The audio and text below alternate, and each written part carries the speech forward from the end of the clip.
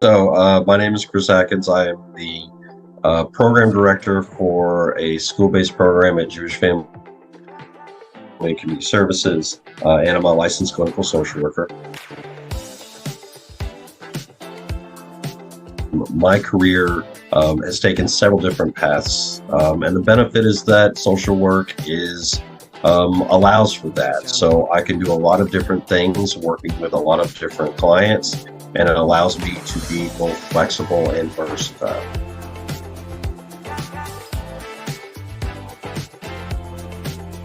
What I was a clinical social worker, so I went into it thinking about becoming a therapist, and learning that maybe that's not something I want to do my whole career.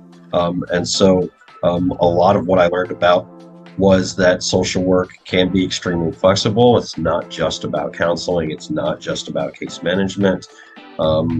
It's about identifying where a client is, and how we get them to where they want to be, not where we want them to be. And so it's a lot of focus on learning to change that mindset of we need to help these clients we need to support these clients. My job brought me to social work. I had a bachelor's in psychology. There's only so much you can do with that, and I ended up doing a lot of work in child welfare. And learning that if I could expand my skills, I could do so much more, that I could support my clients so much more. So getting a master's in social work was about not just getting a degree, but growing myself, learning techniques that work, learning ways to connect with clients more, so that, again, instead of just helping them, I'm supporting them. So I would say a lot of the skills is about myself always being a learner, always being flexible, because every person that I come across, every client that I get, whether on my caseload or one of my staff gets, they have a unique situation. And it's learning to be a learner first, get to know them first, build that relationship with them first, and then figure out where can I interject. It's a learning to remove certain biases, learn to remove certain, like, what we think is common sense, but isn't. Or we assume because of something we saw on TV or on YouTube, or, that we had an experience in our lives that you think applies and maybe not necessarily does.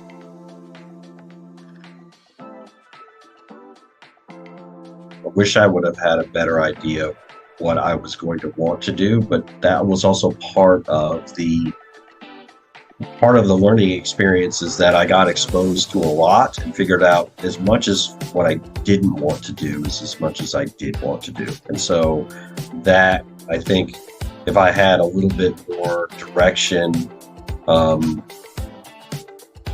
more time focusing on things, and maybe not necessarily having to learning them after I graduated. But again, and also going through that experience also taught me what I liked, what I didn't like, what I was good at, and what I needed to work on more.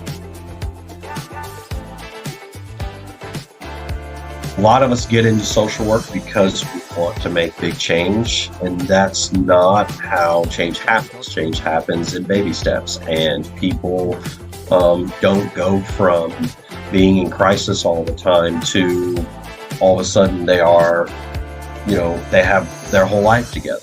It's small steps in the right direction over a longer period of time, because you have to build new habits, you have to build consistency, and that's not done without someone being there to support you and telling you you're doing, even when you trip and fall, that you're still doing a good job, you're still making progress.